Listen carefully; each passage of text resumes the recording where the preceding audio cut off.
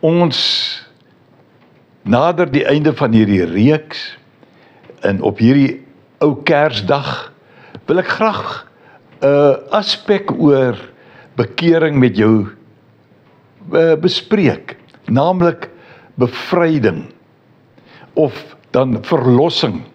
Die Engelse woord is, of woorde kan wees deliverance, liberation of release. Hoe gebeur bevryding? Ek weet daar is mense wat 'n bediening het van bevryding en verwag dat mense nadat hulle tot bekering gekom het, sekere aantal sessies sal moet bywoon om bevry te word van dinge uit die verlede ensovoorts ensovoorts. En ek wil nie dit veroordeel nie.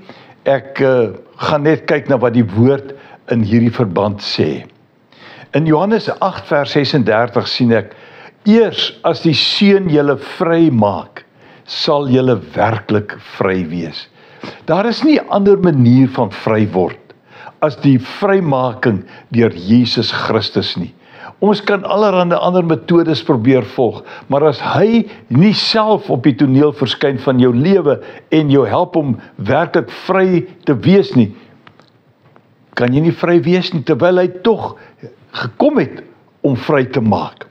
In Titus 2 vers 14 sien ek, dit is Jesus, het homself vir ons as offer gegee, om ons van alle ongeregtigheid vry te maak, en ons van sonde te reinig, sodat ons sy eie volk kan wees, wat ywerig is om die goeie te doen.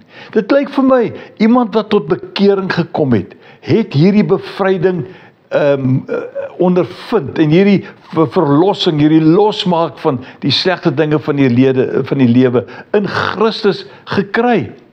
In Jakobus 2 vers 12 sê hy: praat en tree dan op soos mense wat geoordeel sal word volgens die wet wat vrymaak. Daar is 'n wet, daar is 'n reël, daar is 'n vereiste waarvolgens 'n mens vrygemaak word in Christus. Eksodus 6 vers 26 sê, en dit is hulle wat met die Farao, die koning van Egipte, onderhandel het oor die bevryding van die Israeliete uit Egipte. Die bevryding beteken verskillende dinge, soos byvoorbeeld die Israeliete wat uit Egipte bevry moes word. Psalm 119 vers 123 sê die psalmdigter: ek smag na die bevryding wat u bring, na u woord wat my red. Dit is die bevryding, die woord, Christus, deur sy teenwoordigheid in 'n mens se lewe. In die ou vertaling lees ek in Hebreërs 11 vers 35, vroue het hulle dode deur opstanding teruggekry en ander is gefolter en wou geen bevryding aanneem nie. Met ander woorde, hulle was bereid om die pad te loop wat hulle op was en nie te verander nie, omdat hulle gebly het by dit wat hulle geglo het.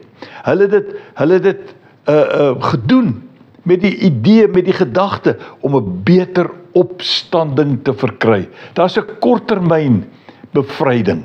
Daar's iets wat nou kan help, maar die eintlike doel is die ware bevryding wat vir ewig in 'n mens se lewe realiseer. Dit moet ons begeerte wees, die ware bevryding deur Jesus Christus. Deur die werk van die Heilige Gees in ons lewe. Loop mooi.